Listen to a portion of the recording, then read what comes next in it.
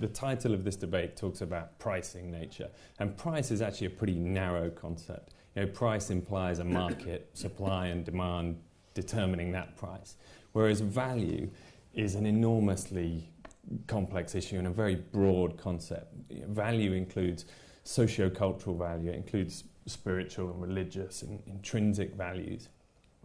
And it's really thinking about how humans and how groups place importance and significance on various aspects of the natural world. We must value all ecosystem services, the provisioning services, the regulating services, the cultural services.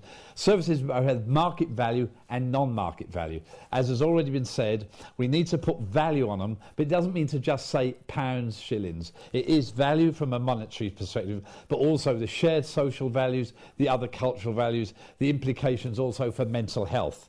If we can actually then provide those values, you then have to decide how do you create a market so you can then put a price on it. It's fascinating to see how the conversation about people's relationship with nature is changing, at least at the level of the conversation this evening, in moving from a debate about conservation and how we protect important places and species into one about sustainable development and how we do development in a way which doesn't damage nature, and moving into this new debate now, which is very exciting, which is about how we have a truly green economy and start joining up natural values with economic values.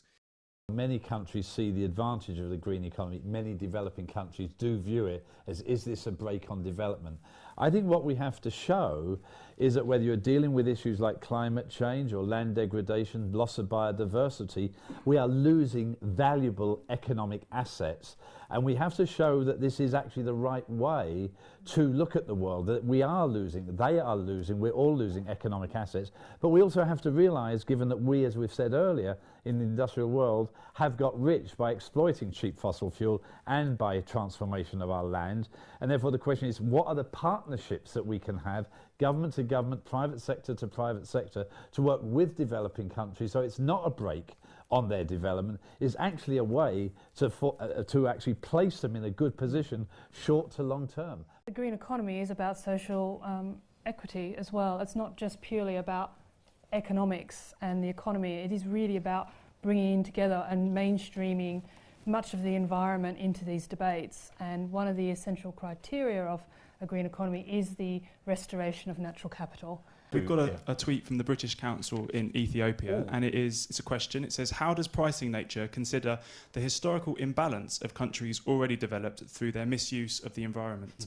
There is no question the industrialised world became rich by both using cheap fossil fuels and by massive conversion of our natural habitats. We now know that this is a real problem.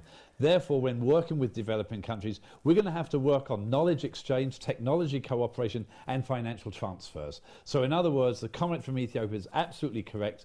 The development paradigm within the industrialised world is unsustainable. We will have to work with them to make it sustainable and cost effective. The developed world needs to recognise it needs to pay its way on natural resources. Yeah.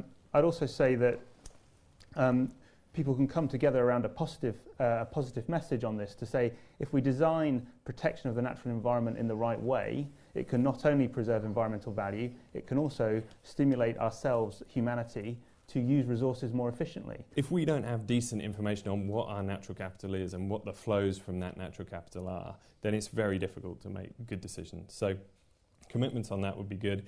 And the other one that me and others have been banging on about for a long time is just subsidy reform.